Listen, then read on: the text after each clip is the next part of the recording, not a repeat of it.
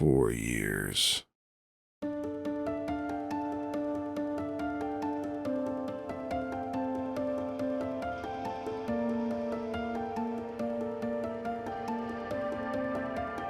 It's been 4 years since I began trying to uncover the truth behind this man's claims. 4 years of unraveling a story that stretches far beyond simple ghost hunts, only to find myself ensnared in a web of lies and manipulation. I didn't start Ghosts of Carmel, Maine to get involved with drama. I do everything I can to stay away from the drama. However, I've been dealing with some issues for almost 2 years now, and I was basically given an ultimatum. Either I come out publicly and claim that I'm a liar, a fraud and a fake and a con man, and admit to it and remove Ghosts of Carmel, Maine. If I don't do this, somebody was going to continue a smear campaign against me and Ghosts of Carmel, Maine. What began as a single investigation has unraveled into the story of countless lives touched by falsehood. For one, no, I'm not a liar. 2, I do not fake these videos. I'm definitely not a con man, and I don't understand how these people say I'm a fraud. I don't even make money off Ghosts of Carmel, Maine. Kent Burris, the figure at the center of it all, still maintains his innocence, and he denies ever claiming Edmund Lamb murdered Rachel Mitchell. I don't ever recall to this day ever coming out claiming that Edmund Lamb murdered Rachel. Hi, I'm standing here with a family member that bloodlines ties to the Mitchell family. Is that correct? Yes. Your bloodline ties to the Mitchell family. Based on the paranormal activity in this house, these ghosts do say, these spirits say that Rachel Mitchell was in fact murdered. Rachel claims that she was murdered. And she says that she was murdered by Edmund. Edmund admits to killing Rachel. In fact, he says he shot her. And I want not only the people of Carmel to understand and know, but I want everybody else to know and understand. Not once have I drug anybody's name through the mud. These spirits claim that Rachel was buried on this property here, and that Edmund Lamb buried her here in the basement area, which would be, basically under the house. Would that surprise you?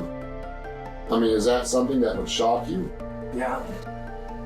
But the truth of this story isn't just about what Kent says. It's about the lives he's affected along the way. David Sear, who Kent manipulated into digging holes in search of his murdered cousin.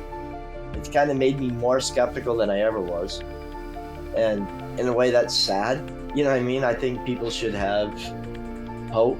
I mean, that's kind of the whole purpose of believing in an afterlife and believing in a heaven and believing in, Valhalla or whatever you believe in, that there's something better when you pass, you're just not done, that this isn't it, right? And that's kind of been taken away. Those who are grieving, searching for any sign of their loved ones in the afterlife. This is the scene where the accident took place. Kathy has been out here multiple times to speak with Jimmy in hopes of finding closure. This is video captured by Ken of the two of them at the crash site. Here's what happens when Kathy speaks. I love you, Jimmy. Just to hear those words from him one more time. He said on the night he left the house, but it was just an ordinary, love you, Mom, bye type of thing. But this was, I love you, Mom. I'll cherish that forever. We've uncovered parts of the story, pieces of a darker reality. But there are deeper emotions beneath the surface. What remains unsaid?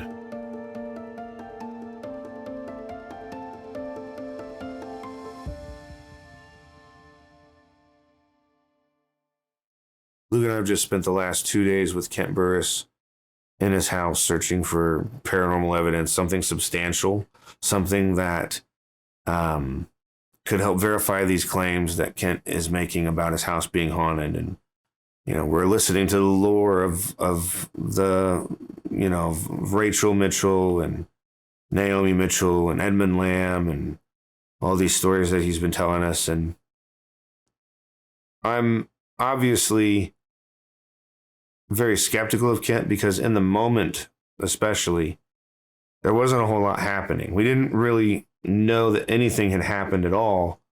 That was what I felt to be substantial until I went home and reviewed the footage. Found the EVPs, found the shadow along with this orb that kind of accompanies it. And I found those things interesting. But again, in the moment, we're not really experiencing much.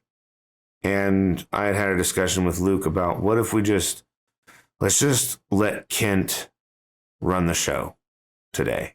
Let's let him do it because maybe by observing how that goes down, we'll learn what we need to learn. I forgot my aux cable and my splitter. So we arrive on day 3 and we're going through our equipment and I'm kind of singing, and just kind of acting silly, dancing and stuff about I think I was going through the equipment names and stuff like that and just being silly. And Luke was like, I'm going to get this on film. And he turns on the camera and he points it at me. And just as he does that, you hear a voice come in on the audio.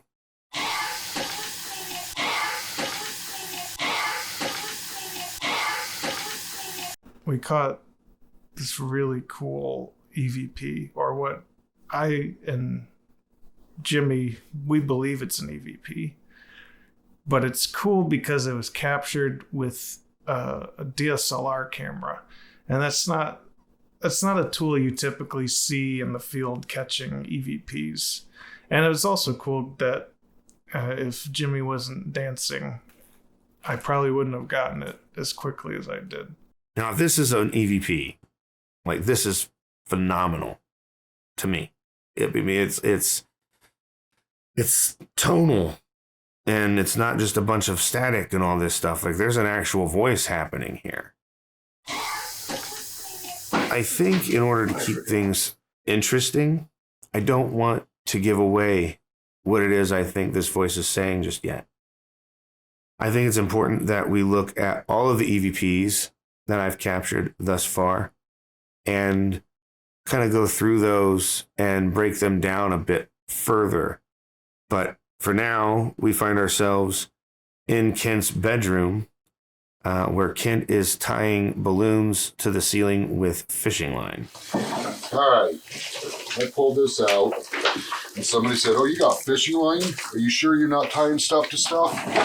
I said, "This is fishing line, but it's the lightest you can possibly get. Watch." Yeah. Watch. Yeah. There's no way you can tie that to something and pull it, it'll snap. People just, fishing line. And I said the reason why I got that is because it's lighter than thread.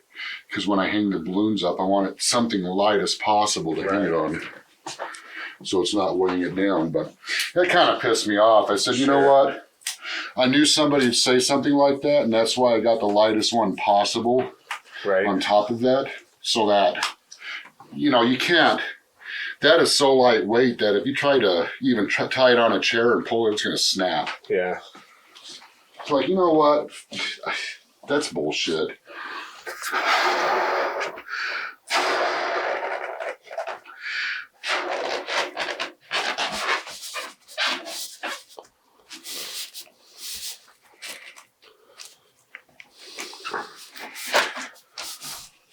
So could you just re-explain what we're doing really quick? We're going to tie this balloon, or we're going to hang this balloon from the ceiling. And if there's any type of draft movements, okay, let's just say if all of a sudden you're feeling cold air coming all around you, all right, if this balloon's not moving, kind of makes you question that maybe that's not a cold draft. But then on the other side of that coin, if there's any energy moving by it, because I've seen this balloon go up in the air and just sit up sideways and then drop back down. And that was pretty amazing. Kent set up a balloon and one of those like static globes that can pick up like static energy in the room. And other times, like a couple days before, we tried the SNO box and setting EMF meters on the bed. And I've found myself in this spot dozens of times where you set up all of this intricate stuff. You got like a laser grid and you got like EM pumps and EMF meters, and then nothing happens. It's just a bunch of stuff in a room. The balloon test didn't yield any kind of results whatsoever. The only thing that the balloon test proved was that Kent has drafts in his house. You guys in here?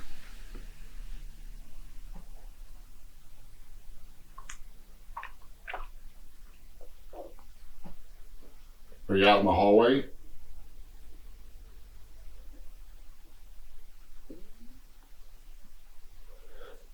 It wasn't my stomach. That was not your stomach? No. Oh, what? Okay. That wasn't your stomach? No. That came from over there. Uh-huh. That was weird. Did you just say something?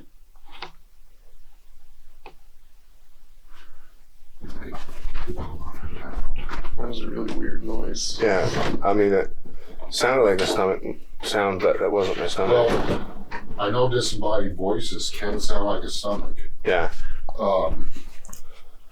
That's why when I do investigations, I always say my stomach. Right. If it's my stomach, I always say that, even when I'm alone. That way, when I'm doing the recording, I know damn well what it was, and it wasn't paranormal. But Right. I do know from experience that there are disembodied voices that sound muffled, but you kind of know what a stomach sounds like. Sure. Yeah, It there's feels times like. I'm like, okay, that was no stomach. Especially when you hear as much. So we're doing this balloon test, and it's we think we hear some sort of sound come from somewhere, and we talk about it a little bit. It wasn't captured on audio, so it's not a substantial. It's not evidence. We just said we heard something. I remember this event happening, and it was one of the moments where I was like, "Well, that was weird," and kind of leaning me again more towards the idea that Kent was actually experiencing something. Because in the moment, I know that I heard a voice come from somewhere. And so I was definitely like, wow, that just happened. And, again, this is day 3. I haven't had much happen from the first 2 days. This happens, and it's like, okay, well, maybe this idea of observing Kent might be yielding some sort of results. I'll tell you what we ought to do too tonight. Open that door there? right in there. I don't, if you ever notice, I'm not big in flashlight tricks. Sure. With the paranormal, turn the flashlight on. Make it blink, I'm not big on that. Yeah. I did have a click flashlight that had a click button. You have to click it to turn it on. And every time I put that flashlight in there, it went out, pull it out, it come back on, in. It went out, and I had my finger away from the button and showed everybody, pull it out. It's nice and bright. You go back in there, and you can just see it going dim. That's strange. Yeah, that was strange. I did show that on one of the videos.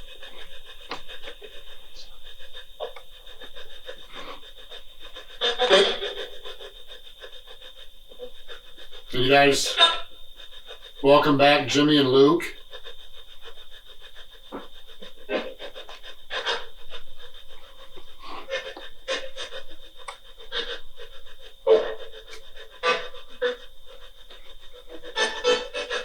Is it okay that they're here? That was my stomach.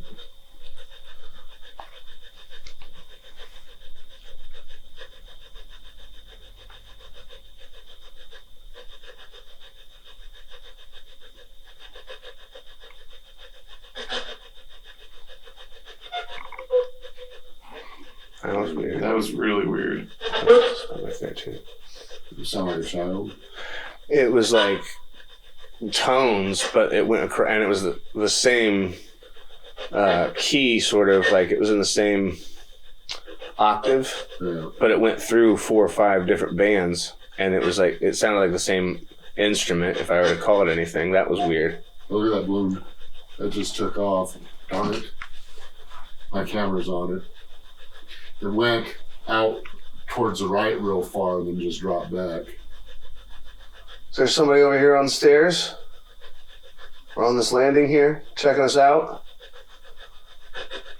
Let me make sure this camera's on that. Oh yeah, it's on.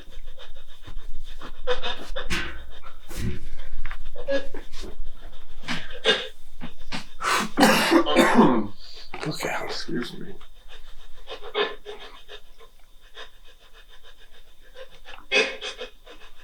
Let's see what it'd take to blow it and move it.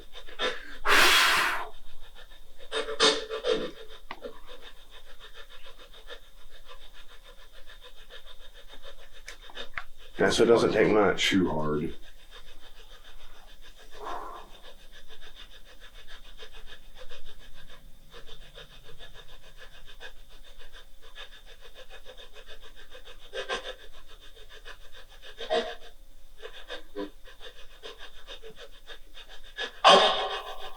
Jesus. Yeah, it's so weird that it gets so loud in certain spots too. You know what? It sounded like he said pop it. Pop it. Bet you if I slowed that down, he just said pop it. Did you want to pop the balloon? You feel free to. I mean, that's why I hung it there if you guys want to pop it. We've got this balloon test thing going on, which isn't yielding much. You know, Kent's trying to convince me that he's seeing things, you know, move, that he's seeing this balloon move and stuff. And now he's kicking on the spirit box, which, you know, I'm not 100% with the spirit box. I will say that I've had some interesting things happen with it, but it's not something that I'm entirely sold on. And Kent starts hearing things like, oh, it said pop it and stuff like that. And I make reference to like these tones that I heard. And the things that we're saying we're hearing can easily be debunked. Tones, you heard tones on the radio. Well, of course you did, you know. Oh, you heard it say pop it. Well, of course you did. You're focused on these balloons, so you're making yourself hear what you want to hear. And, you know, I'm having these thoughts. I'm sitting there with Kent. I'm sitting there with Luke. And, you know, I am kind of in the moment, like kind of having some excitement going on because I'm actually here at this guy's house. This guy with this, you know, this super haunted house. I'm actually here with him, with my friend. And I'm excited to be there. And I'm also brand new to investigating, having any kind of paranormal investigation. I've never done it before, right? I need to remind people of that I went here because I wanted to witness it for myself. I see all these people have their experiences. I hear all these stories that people have. I want to have some sort of experience. I want to know that not all of the evidence that's out there is fake. I want that hope. That's what I'm holding on to. Let me ask you guys something. Last paranormal investigator in here, if you guys remember him, he was telling me he heard from Rachel.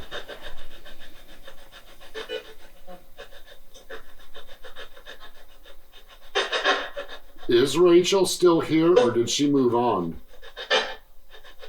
Kent brings up Rachel during the spirit box session. And, you know, at the time I didn't know what I now know about Rachel. But I remembered later, while putting this whole thing together, that I had spoken with Kent about Rachel. Had you murdered her? Yeah. On record, I can't really say that because I can't. There's no way I can prove that. Right, there's no, yeah. And that's something I make very clear in that dumbass that has Ghosts of Carmel, Maine, that told everybody how I'm destroying a man's reputation, how I'm tarnishing his name, and like I didn't say the guy did kill her. Right. All right, I'm not claiming that. I said based on the paranormal evidence, these spirits are saying it happened. Right. That's all I say. I mean, I don't make claims that he definitely murdered Rachel. Rachel Mitchell was born in 1892. Her death date is unknown. Her burial place is unknown. Based on my investigations here at the Lamb House, these spirits say that Rachel was murdered. I talked to one of the descendants of the Mitchells, and he did say that Rachel Mitchell did in fact die in the village of Carmel. He didn't have any information how she died, her cause of death, but that, she was younger when she died. I had no idea about Rachel Mitchell until Ken had mentioned that to me. I can tell you right now that his claim about being related to the Mitchell family is valid. Phineas Mitchell was like a cousin to my grandmother, Mona. You have not watched any of my Ghosts of Carmel videos involving Naomi or Rachel? You've never seen none of those videos? Just a little bit of it. A little bit of it, but you have no idea what my investigations consist of? No. What I'd really like to talk to you about in this interview is Rachel. Now, did you know anything about Rachel, about her death before you guys ever watched Ghosts of Carmel, Maine? Well, all I know is that we thought that she had committed suicide. Did you ever hear where she died at? What location she died at? We thought that she died here in this funeral home. When this was a funeral? This was a funeral. I'd say something, then the ghost would say something to me, and then he'd just turn around and say, well, you got to say this because where the ghost was like an angry ghost. Did anybody ever have doubts about the story of her committing suicide? Did they ever think that maybe something else happened to her? Not that I know of. Does anybody know where she's buried? No, I don't think so. Okay, when in your book there, you have records on everybody who died, what year they died, where they're buried. Right. You have all these records, but there's two people I notice in your book that you don't have records on of the place of burial when they died, and that's one is Rachel Mitchell. So you don't have any knowledge of a Rachel Mitchell that was pregnant and killed herself and was known as, a slutty type of person and all this stuff. You don't know anything about any of that. Never heard of it. Now you're telling me that she wasn't real, then that explains why when I was pulling all that family up in genealogy, her name never even come up. You guys want to tell Mark what really happened to Rachel?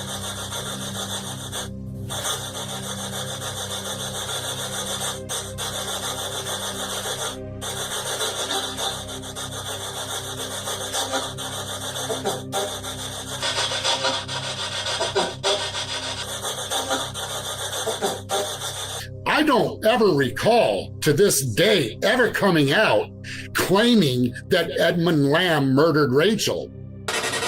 Who killed Rachel Mitchell?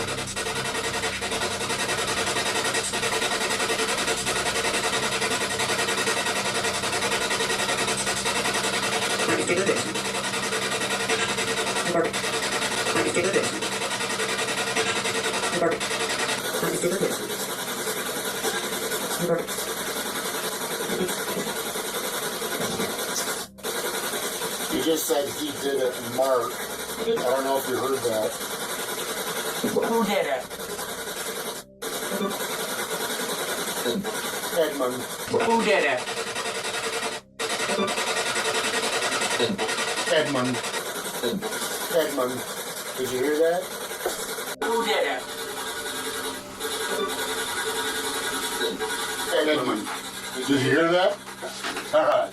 I can't come out and definitely put my foot down and say Edmund Lamb killed Rachel because, one, we don't have any witnesses to this, except for what these spirits say about it. And we don't have any physical evidence to prove that he did murder her. Now, based on what these spirits said, they said she was shot. Now, if her skeletal remains were found, and you can see in her remains that there's a bullet hole in any of the bone fragments, then I'd say, okay, there's your physical evidence. I pinpointed where the spot was, and when I found the spot, Rachel herself said, "You found me," which was under the house. Eventually, I started digging in that area, and I did come across some human remains, very old human remains. During one of my investigations, I did go under the house. I had the spirit box going, and when I got up to the section under the kitchen, which is by the kitchen window, Rachel, and we know her voice, said, "You found me."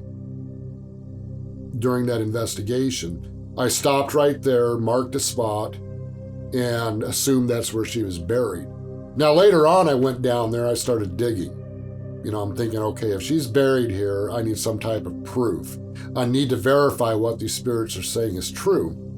So I was digging in the spot and, dug pretty deep, and the water started coming up out of the ground, and it was just a mess. So I took a rake, was raking all that dirt back into the hole that I dug. Well, within that dirt, I found some bone fragments. And I took pictures of these bone fragments. I sent them to an orthopedist. And they said those are definitely foot bone, human foot bone. And they estimated that from the way they looked, it could possibly be a left foot. I don't know how they can tell on that, I don't know, but they said it was a left foot bones. And what's strange is during the investigation, an EVP was captured during a spirit box session. The spirit said you found her left foot bones. What I have here are basically the remains found under the house. And it looks like those are parts to a foot bone. Wow. And that could, more than likely, possibly belong to Rachel. And see how old that is. But that's part of. That's part of the foot. What? Yep. And that's part of the foot. And here's an old piece of clothing material that was with that foot. And that's possibly a rib. Wow. And even more strange is I also found possible dried up cartilage of, actually babies don't have bones. They have cartilage. Their bones are soft, but I did find a couple pieces that might have belonged to a baby. So these spirits told me exactly where to look. And in that spot where I looked were these remains. I personally believe that Rachel was in fact murdered. I don't want to come out and say, and I want to make this clear, I don't want to tarnish somebody's name without physical evidence to prove who murdered Rachel, but the physical evidence does show Rachel was definitely murdered, buried in this house. I don't ever recall to this day ever coming out claiming that Edmund Lamb murdered Rachel. I have never, even in Ghost Chronicles, I was very careful about saying that. It's all what these spirits are saying. Based on the paranormal activity in this house, these ghosts do say, these spirits say that Rachel Mitchell was in fact murdered. Rachel claims that she was murdered. And she says that she was murdered by Edmund. Edmund admits to killing Rachel. In fact, he says he shot her. And I want not only the people of Carmel to understand and know, but I want everybody else to know and understand, not once have I dragged anybody's name through the mud. These spirits claim that Rachel was buried on this property here, and that Edmund Lamb buried her here in the basement area, which would be, basically under the house. Would that surprise you? I mean, is that something that would shock you? Yeah. If it was up to me, I'd go down there and dig up the rest of her remains. But unfortunately, when I made a phone call, talked to law enforcement about what I found. I couldn't, tell them, look, this is because of paranormal investigation. I mean, I found these bones and these spirits told me where they're at. I didn't want them showing up at the door with the men in the white suits, if that makes any sense. So I just explained to them that I was digging and I found bone fragments that appear to be human. And law enforcement explained to me that, well, in the state of Maine, and he asked how old the property was. I said, well, it's definitely from the 1800s. And he said, okay. He goes, and he explained to me, in the state of Maine, a lot of family members that died were buried on the property. And more than likely, that could have been somebody's family member or somebody that passed away, and they were buried on the property there, and advised me not to mess with it. Just leave it alone. Don't molest that, section further. And the thing is, and this is what's kind of troubling, is I have to leave it alone because it is against the law to, basically digging up somebody's grave unless you have a court order. I'm angry because Kemp lied to me because he's telling me all these different stories to do, saying that Rachel was real, and then he was saying these different things about Naomi, which is a bunch of crap, and, even though I didn't know the girl, still she was my blood relative, and that somebody's telling me all this and this and this about her, and it's not true. What kind of a ghost hunter is he? To make up things. Supposedly his son was murdered by a ghost. Is that true? Well, he put it on the thing that he puts it on, that his son was attacked by a ghost and the ghost killed him, and I guess that's why he's not really doing too much ghost stuff now. We are now reaching the few final sessions of day 3 before we wrap up our investigation and head back home. We take our investigation to the basement one last time and conduct a spirit box session. I just heard a thump over here. You might hear this. That's someone upstairs. Well, we're in the basement alone now. My light's dim again. Yeah, it is.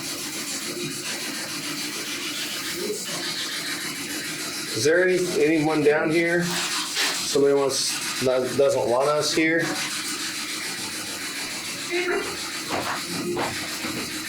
We're here. Nope. Nope. Not the cats. Nobody's upstairs. No one's upstairs? Nope. Oh. Did you hear the thump Yeah. too? Yeah, I thought someone was just upstairs. It was pretty loud, too. Are the cats both on the couches? No, they're in the kitchen. He was sitting there looking at the dishes. You think it might have been one of them jumping off the couch? You had that in. That was a loud thud. Yeah, it was loud. Just being scientific. Yeah, no, it sounded like a stomp almost. Like a bowling ball. Yeah, it was loud. Who's making noises up there? Well, another thing that's interesting is that was happening when I was explaining my thoughts. So, is there something trying to interfere with that, or is that correct? Do you think that what I was saying there is true, that with Kent being around and being close to that spirit box, that it's easier for you to talk?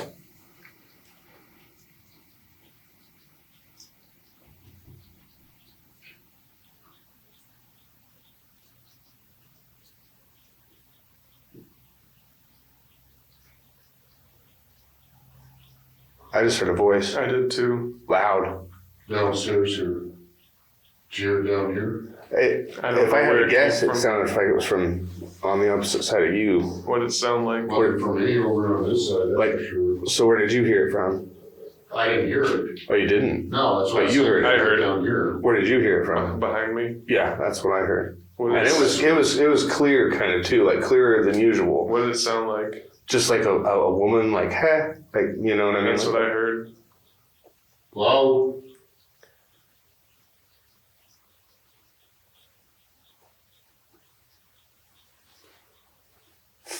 Who's that talking to us? You trying to say something to us?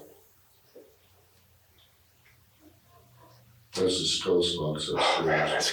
That scared the shit out of me. It wasn't from the ghost box? No, it didn't sound like that. That was upstairs and through the wall. Yeah. What I heard sounded like it was down Down here. here in the room, okay. Remember I said I heard a female voice when I first walked in here? Mm-hmm. Yeah, you did. Who's down here trying to talk? Me? Yeah, I heard that too. What's your name? Did you guys hear that disembodied Yeah, voice? I heard it loud. That didn't come from the box upstairs? No, that was downstairs here. I heard the shit out of that. Right here. Who's me? Can you say your name? I'm like genuinely excited here. I feel like things are actually happening. We hear a thump. Kent immediately goes to investigate, says that he couldn't find anything that would make that sound. We're also experiencing voices happening in the room, and Luke and I and Kent are all responding to it and are actually having something happen here. I remember this very vividly, and I know that I heard a woman's voice in the room with us. All right, we're both going. Ready? Hello. Hello.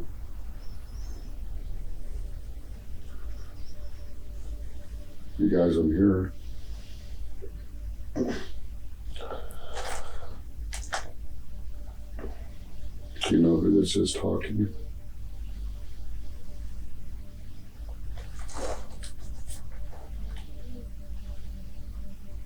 Is it okay that these two guys are here?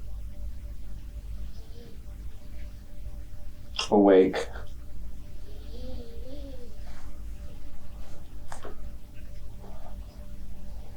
Is it okay that they're in here?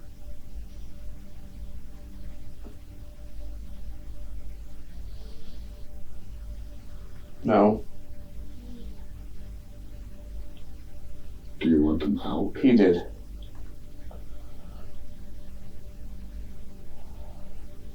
Do you want them out?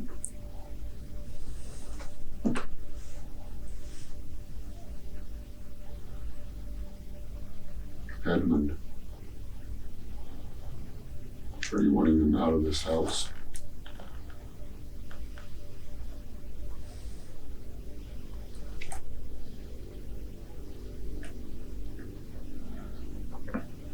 Who's asking for help? Hello.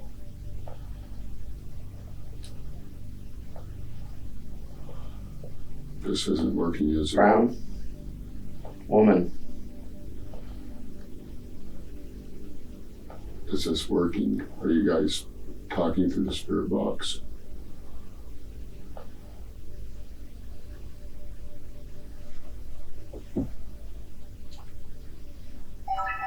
Can you guys hear me?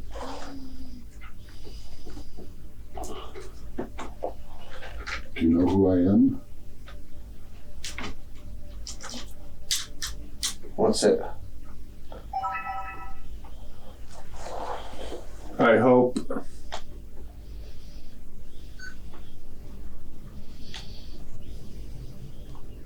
Is it okay that they're up here? Kent is asking them if it's okay that Jimmy and I are in the house, or if they want us to get out. Should we leave? Do they want us to leave? That might have been a little bit of Kent maybe projecting what he wanted into his questions, maybe unconsciously. What do you guys think of Jimmy?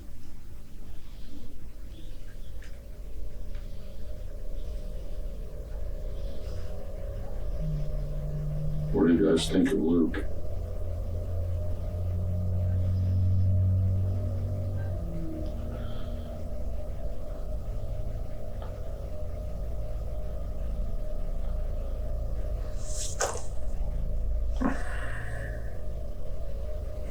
Do you guys know where they're from? You're pretty. Yes, it's working. Is this working? Are you still talking to them?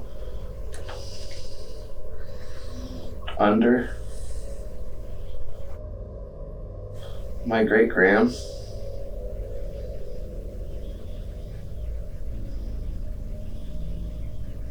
What is it? You who? Abby. After you. Can you guys tell me where Abby's at?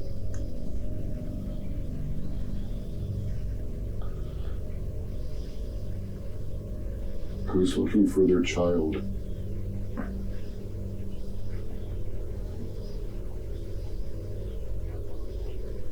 We've all been.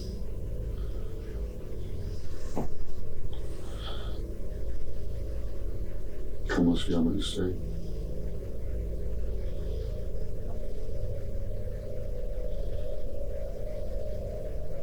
¿Cómo se llama usted? Music. Okay.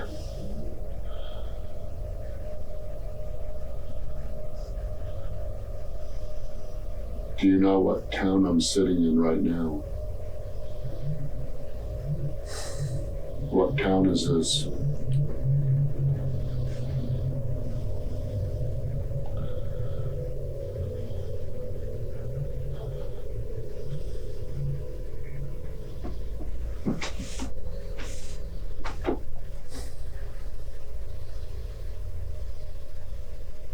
Where was Rachel buried? Night.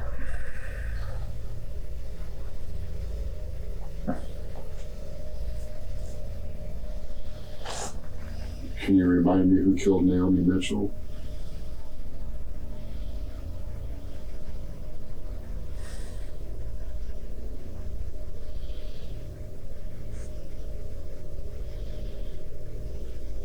What are the names of the females? Outside. What are the name of the females? Goddamn. What are the name of the females in this house?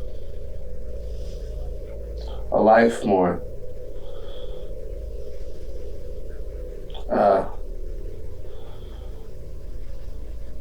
I'm here. What is your name? I heard get out.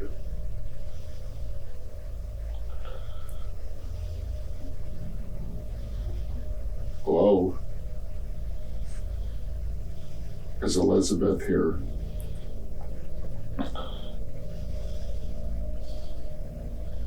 What is my name? I am losing. God damn.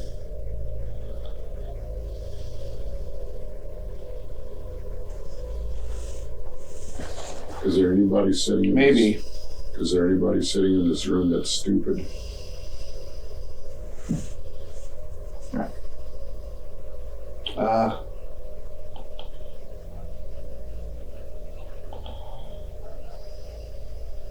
Is there anybody sitting in here right now that's stupid? She's haunted. When I first heard this, I was like, what kind of a question is that? You know, like, why would you ask the spirits that? And then the more I thought about it, the more I kind of like started taking it personally. Like,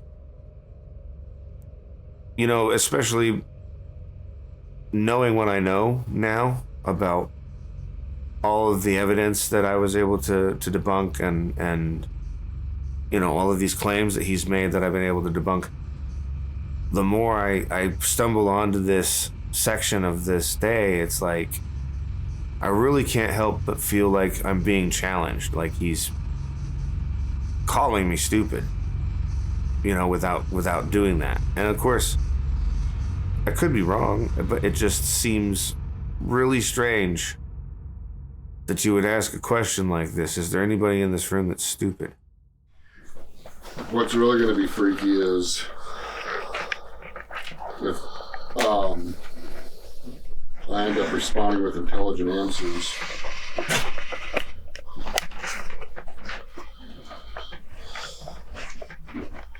And if that's the case, that'll prove definitely the spirits definitely just like talking to me. Yeah.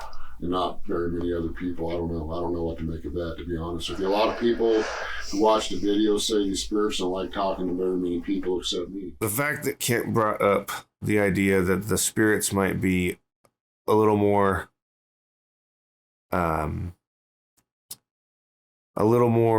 willing to speak to him kind of tells me a lot more now than it did in the moment. Again, I was wondering if that was something that could potentially be what was going on, that these spirits are more apt to speak with Kent than they were me or Luke. So we put Kent in the headphones and had the most amazing Estes method session I've ever seen. All right, he's rolling. Mm-hmm. Hey, Kent. So I wanted to ask you guys, are you trying to help Kent? Yes. I heard that through his head. Yeah, I did too. Yeah. What does Kent need help with? We help him. Help. What are you helping Help him. What are you helping him with? What does Kent need help with? He's the light. What? So he's guiding you? Help him, Kent. Do you want us to help Kent? Help. We are. You are. The basement. What's in the basement?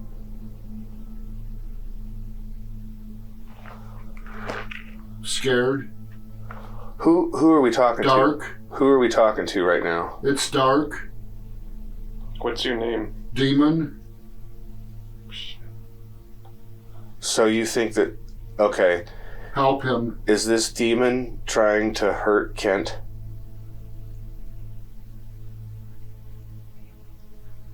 I need help. What is your name? Richard. Richard. Richard needs help. Are we talking to Richard right now? Yeah. Richard. It's me. Hi there, my name's Jimmy, and this is Luke. Are you telling us that this demon is a danger to Kent? Carmel. Get out. Is this demon... No. Is this demon a danger to Carmel? Get. Help yourself. Whatever this evil entity is that's trying to stop this conversation, you have no power here. Don't want you here. I imagine not, but that's a little too bad. We're here. Well, are they talking to us or Kent? It's me. Or the other spirit? I'm not sure, but it seems intelligent enough that it seems like it's talking to me right now. Wouldn't you agree? I don't know. Alright, they're talking way too much. Kent. We love the fact that you're here to help Kent, and you continue to protect him. Can you do that? Get out. Kent. You want Kent to leave the house? Kent. These people need help. I suppose that's subjective. Ellen. Ellen? Is there someone named Ellen here? Needs help. Where's Ellen?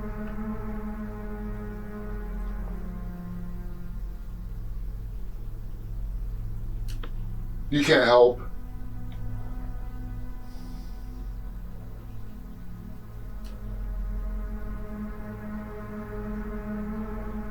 is in the basement?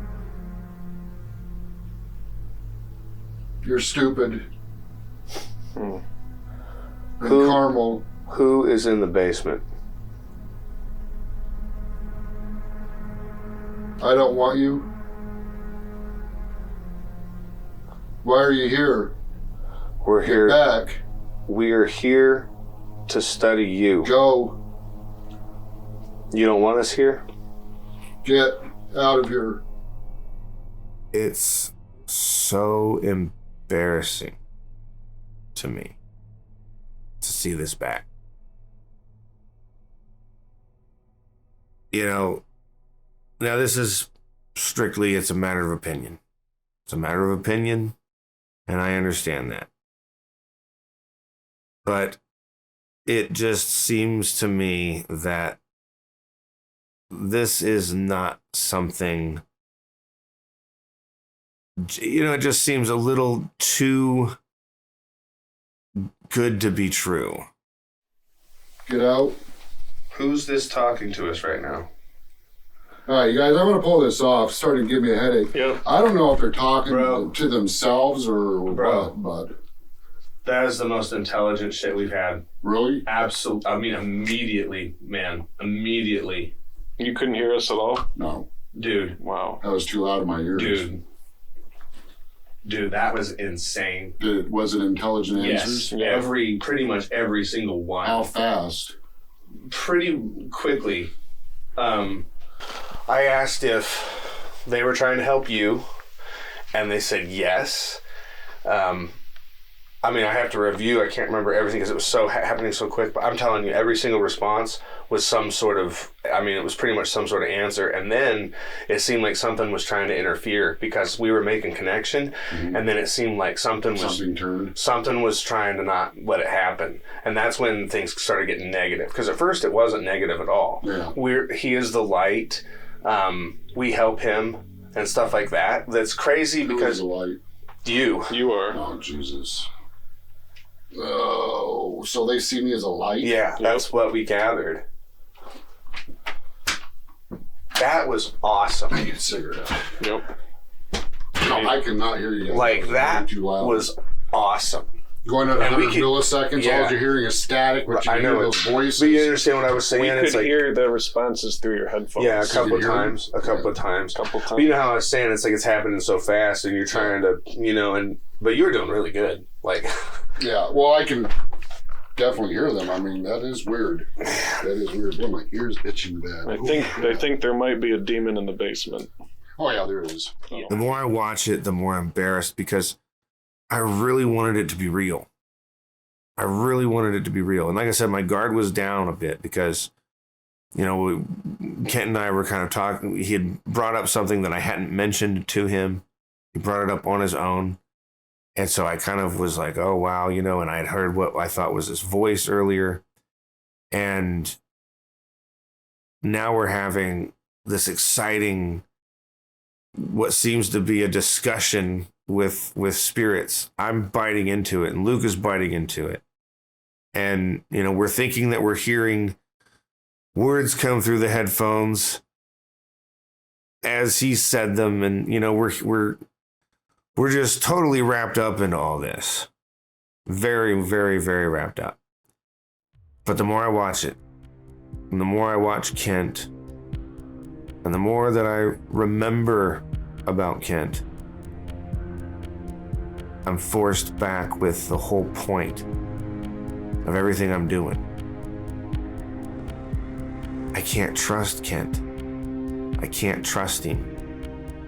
Because I know he's faked stuff.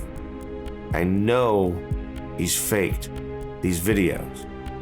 I know he's told stories that are not true. I know he's exploited people. And whether this is something that's real or not, it doesn't matter because I can't trust it. I can't trust him. And I would be a fool to believe that this was something paranormal because I've already learned all of these things that do not look good for this man. And therein lies the whole point, or well, part of the point. of what this documentary has become. The damage that faking evidence can do.